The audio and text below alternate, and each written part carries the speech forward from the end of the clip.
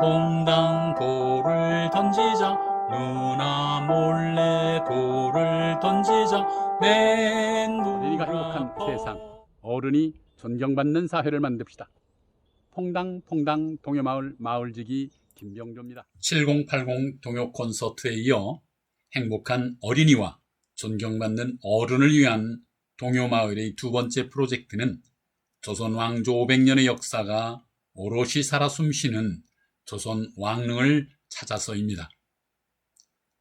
사랑과 아버지가 조선 왕릉을 찾아서 왕릉에 얽힌 이야기와 제위 시절의 업적과 사건 등 조선 왕조 500년의 역사를 조선 왕조실록을 바탕으로 연려실기술 등의 야사와 함께 재미있게 풀어 손자, 손녀들에게 들려줄 수 있는 이야깃거리를 시리즈로 엮어 우리 동요를 곁들여 풀어갈 예정입니다. 많은 관심과 사랑 부탁드립니다. 먼저 동요 한 곡 듣고 이야기 시작하겠습니다. 6.25 전쟁으로 시달린 어린이들의 마음을 순화시키기 위하여 곱고 아름다운 노래 부르기 운동의 일환으로 1955년 KBS를 통해 발표된 박홍근 작사, 윤용하 작곡의 나뭇잎배를 감상하시겠습니다.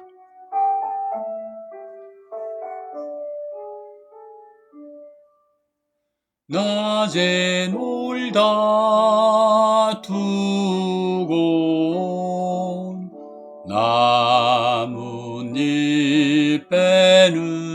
나뭇잎배는 엄마 곁에 누워도 생각이 나요. 푸른 달과 흰 구름 둥실 떠가는 연못에서 살살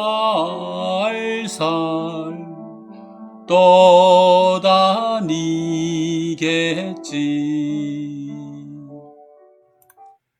조선 왕조를 건국한 태조 이성계의 고향은 함경도 함흥입니다. 그런데 그는 전준이 씨입니다. 고향이 함경도 함흥인 태조 이성계의 본관이 전주인 이유는 무엇일까요? 지금부터 그 이야기를 풀어보겠습니다. 삼국시대는 물론 고려까지도 조선과 같이 완전한 중앙 집권의 왕조시대가 아니었습니다. 고려시대까지는 명목상으로는 봉건 왕조 국가였으나 실상은 목사나 현감처럼 조정에서 파견한 관리와 지방 호족이 적당히 권력을 나누어 갖고 있던 형태였지요. 그러다 보니 지방 호족에 따라서는 사병, 즉 개인이 수백 수천 명의 병사를 거느려 중앙정부에서 파견한 벼슬아치도 마음대로 할 수 없는 호족도 흔하던 시절이었지요. 이성계의 고조부인 이한사라는 분은 바로 전주 지방의 대호족이었답니다. 그 이야기가 용비어천가 18장에 간략하게 쓰여 있는데요. 여러분도 잘 아시는 용비어천가는 조선 왕조의 창업을 칭송한 노래로 한글로 엮은 책으로는 최초의 것이랍니다. 새로이 제정된 훈민정음을 처음으로 사용하여 정인지가 서문을, 최항이 발문을 썼고 성삼문, 박팽년, 이계 등이 참여하여 세종대왕의 6대조가 조선을 건국하면서 있었던 고사를 읊은 것이랍니다. 그 용비어천가에 바로 이성계의 고조부인 이한사의 이야기가 나옵니다. 이한사가 전주 가명의 관기에게 반해 오늘날로 치면 도청의 국장급에 해당하는 전주 가명의 고위 관리와 다툼이 있었답니다. 관기란 관에 소속된 기생으로 당시로서는 국유 재산과도 같았답니다. 아무리 대호족이라 해도 가명의 관기와 남녀관계는 인정될 수가 없었던 시절이었지요. 가명의 관리는 대호족인 이한사를 전주 가명 자체의 힘과 병력으로서는 다스리기가 어려워 할 수 없이 조정의 일을 알렸고 조정에서는 이한사를 개성으로 압송하기 위해 금부도사가 전주로 급파되었답니다. 이 정보를 탐지한 이한사는 모든 재산을 처분하여 변산 반도 앞바다에 수십 척의 배를 대고 모든 재산과 노비 그리고 사병들을 데리고 남해 바다를 돌아 동해로 거슬러 올라갔답니다. 그렇게 해서 이한사가 강원도 삼척에 새로운 터전을 마련하게 됩니다. 그런데 원수는 외나무다리에서 만난다고 했나요? 전주에서 다툼이 있었던 전주 가명의 관리가 승진이 되어 삼척 군수로 부임을 한 것입니다. 그래서 이한사는 다시 짐을 싸서 동해 바다를 거슬러 올라가 원산의 터를 잡았고 그 후손이 다시 영흥까지 흘러 들어가서 이성계의 고향이 지금의 함경도 함흥이 된 것이랍니다. 이한사가 죽은 후 아들인 이행리, 이성계에게는 증조 할아버지가 되겠지요. 천호 관직을 이어받았으나 다른 여진족 천호들과 사이가 좋지 않아 1290년 원산으로 다시 이주하여 쌍성 총관부의 관리가 되었다네요. 이때 오동에 살던 백성들이 많이 따라와 함흥에 자리를 잡으면서 함원 이성계 일가의 중요한 고장이 되었답니다. 그러자 1300년 당시 고려 충렬왕이었지요. 원나라의 이행리에게 다루가치라는 벼슬을 제수하여 천호 겸 다루가치가 되었답니다. 이한사가 죽은 후 아들인 이행리는 바로 이성계의 증조 할아버지가 되겠지요. 천호라는 관직을 이어받았으나 다른 여진족 천호들과 사이가 좋지 않아 1290년 원산으로 다시 이주하여 쌍성 총관부의 관리가 되었다네요. 이때 오동에 살던 백성들이 많이 따라와 함흥에 자리 잡으면서 함흥은 이성계 일가의 중요한 고장이 되었답니다. 그러자 1300년에 당시 고려 충렬왕이었지요. 원나라에서는 이행리에게 다루가치라는 벼슬을 제수하여 천호 겸 다루가치가 되었답니다. 동요 한 곡 듣고 이야기 계속하겠습니다.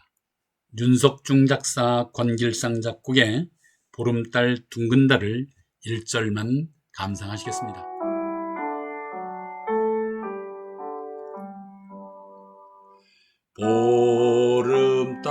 보름달 둥근 달 동산 위에 떠올라 어둡던 마을이 대낮처럼 환해요. 초가집 지붕에 새하얀 밭꽃이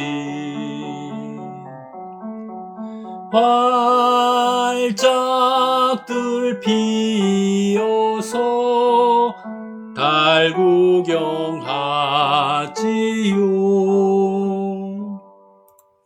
이성계의 할아버지 이춘은 이행리의 뒤를 이어 천호 관직을 계승하였고 장남인 이자흥과 차남인 이자춘 등 아들을 둘을 두었는데 부인 박씨가 죽은 후에 쌍성 총관의 딸인 조씨와 재혼을 하였답니다. 이성계의 조부인 이춘이 총관의 딸과 재혼하면서 쌍성 총관부에서는 정치적 입지가 강화된 것은 당연한 결과이겠지요. 하지만 이로 인해서 훗날 이춘의 아들 이자춘과 이자춘의 계모 조씨의 소생들 사이에 후계자 쟁탈전이 발생하는 계기가 되기도 했답니다. 이성계의 아버지 이자춘은 이춘의 지위를 이었고 원나라가 고려 출신 이주민들에 대해서 차별 정책을 시행하자 이자춘은 원나라에 대해 회의를 품게 됩니다. 이때 원나라는 홍건적의 난이 일어나 힘이 약화되었고 고려는 반원파이든 공민왕이 즉위하게 됩니다. 이자춘은 1355년에 은밀히 공민왕을 만나 고려의 쌍성 총관부 탈환에 협조하겠다는 밀약을 하고 아들 이성계와 함께 쌍성 총관부를 함락시키는데 큰 공을 세우게 되지요. 이로써 고려는 1258년 온 나라에 빼앗긴 동북면의 국토를 99년 만에 재탈환하게 됩니다. 이성계가 고려에 알려지기 시작한 것도 쌍성 총관부 탈환 때부터랍니다. 기골이 장대하고 어릴 적부터 활쏘기를 잘했던 이성계는 부친을 도와 고려의 쌍성 총관부 탈환에 기여했던 것이지요. 이성계는 최영 장군과 더불어 왜구의 토벌로 숱한 공적을 올리고 백성들로부터 칭송을 받게 되었답니다.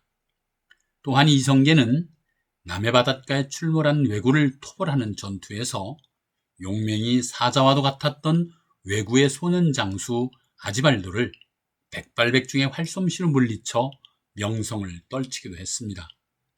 그리고 개성으로 돌아오는 길에 자신의 고조 할아버지 고향인 전주에 들러 커다란 잔치를 벌였고 훗날 3대 태종은 이곳 전주에 이성계의 영정을 봉안하는 경기전을 지었다고 합니다.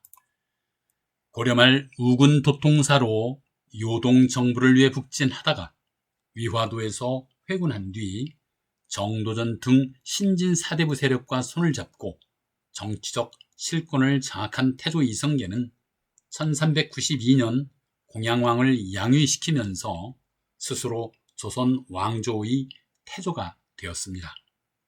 태조 이성계는 도읍을 한양으로 옮긴 뒤 도성을 쌓고 도로와 관청, 시장, 학교 등을 건설하며 새 왕조의 기틀을 다졌습니다. 여러분 즐거우셨나요? 오늘은 조선 왕릉을 찾아서 그 첫 번째 시간으로 조금은 지루하셨지요? 다음 시간부터는 본격적으로 왕릉에 얽힌 흥미진진한 이야기를 전해드리도록 하겠습니다. 자, 장수철 작사, 이계석 작곡, 바닷가에서를 감상하시면서 이 시간 마치겠습니다. 감사합니다.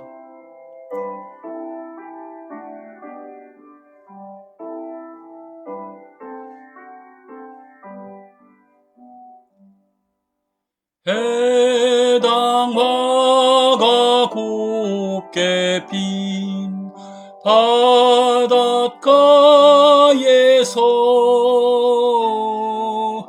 나 혼자 건너라면 수평선 멀리 갈매기 한두 쌍이 가물거리네